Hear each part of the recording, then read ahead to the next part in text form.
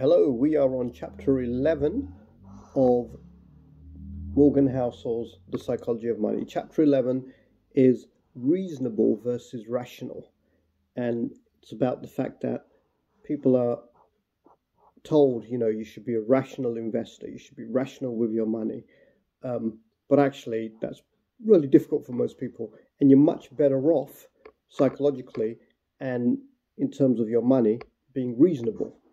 Because you can't beat emotions. So he starts off with a phrase that's really good. It says, you're a human being, not a spreadsheet.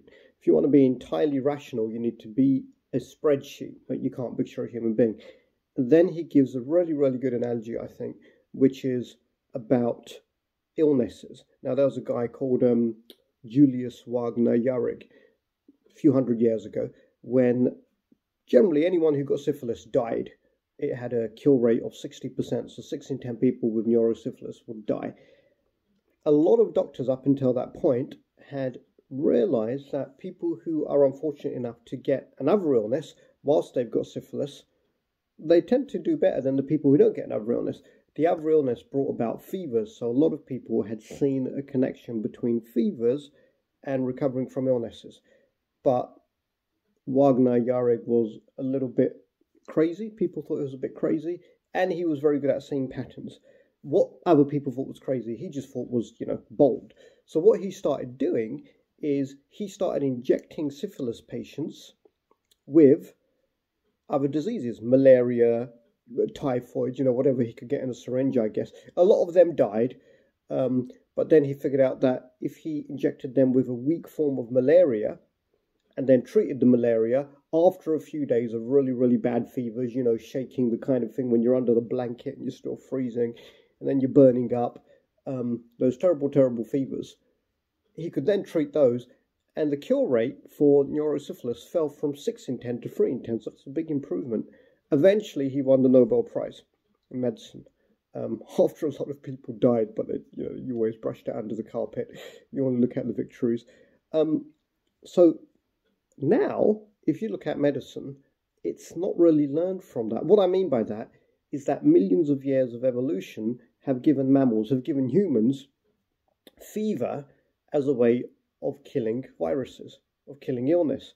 So a 1% rise in body temperature can reduce the effectiveness of some illnesses, reduce their replicability, so the rate at which they can expand, multiply, whatever, by a factor of 200.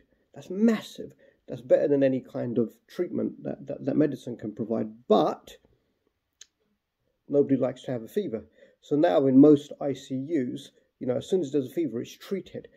The fact is, fever is is evolution's tool given to the body, or for religious people, God's tool given to the body to fight illness, to fight fever. So the rational thing to do when you get a fever is to let the fever run for a while. But nobody ever does that because being rational is very difficult. Fevers hurt, people want rid of them. Fevers make patients uncomfortable, doctors want rid of them. Even if they allowed a controlled fever, it would probably really help them to reduce deaths and diseases. So the rational thing to do is not the easy thing to do. And therefore, I think there was a guy, I can't remember the name now, who's talked about in this chapter, who runs the Museum of the History of Medicine or something, who said, belief that fevers need to be controlled, stopped dead in their tracks is just folklore, and it multiplies as fast as any disease. It's not rational. But that's the thing. Very, very, very difficult to be rational, even when it can save lives. So trying to be rational, trying to use a rational strategy. Did you like that analogy? I thought it was brilliant. Trying to use a rational strategy for your money, you're probably going to fail. Another thing that the author raises here is most people who are successful investors and who write books on investment, Benjamin Graham's a good example, he never really followed the advice that he wrote in the, what was that now, his famous book, The Rational Investor, I think it was. I don't remember the name.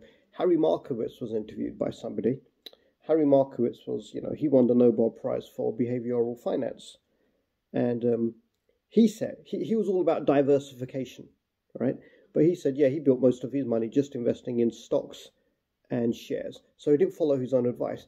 But a guy who was interviewing him said, how do you figure out what to invest in? He says, well, I tried to find out the mathematics. It wasn't behavioral finance. He did win a Nobel Prize. Yeah.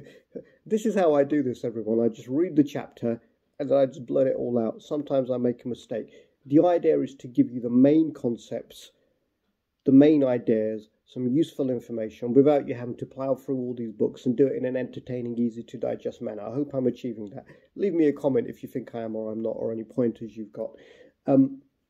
So he said, Harry Markowitz said, that I try to look at the maths about how much sleep I'm going to lose if I miss out on a good investment, or if all my investments go down. So he was all about the comfort factor, the reasonableness. If you try to do what's reasonable, it will do better if you try to do what's rational.